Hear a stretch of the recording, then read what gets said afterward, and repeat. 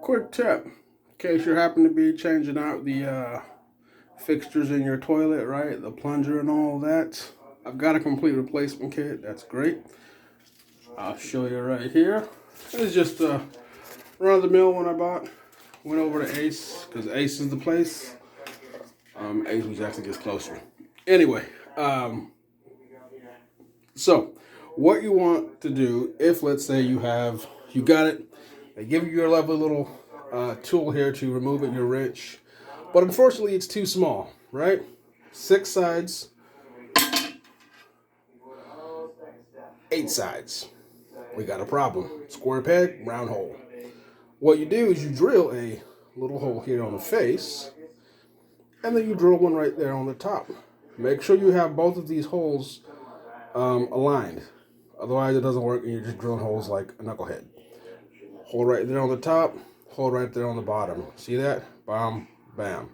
You want them as aligned as possible. What this does, it breaks the tension, stops it from binding, and allows you to turn this nut by hand, right?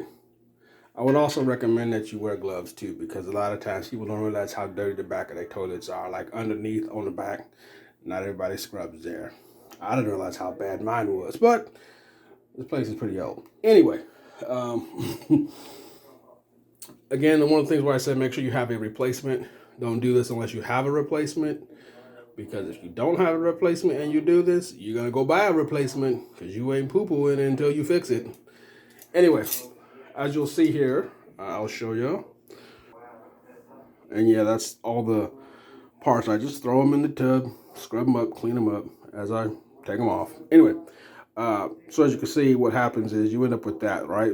So even though I wasn't intentionally drilling that far, sometimes you will do that. And you drill a little hole there, and as you can see, that's where I drilled in from on the top and then from the side. Breaks it, can take it off by hand. Now it's off, I can go ahead and put my new one back in there and get everything cleaned up and ship shape. So, there you have it. But once again, make sure you have replacement parts, because if you run off and you do this, the parts you're trying to reuse that you just drilled holes into are not going to be strong enough. You're going to set it up, and as soon as you get all that water and that weight on there, bing, it's going to break, and your bathroom's flooding with toilet water. Hopefully it's water from the tank and not the bowl, because if it's water from the bowl, you're going to be in a crappy situation. Anyway, I hope this helps you. Take care, and God bless.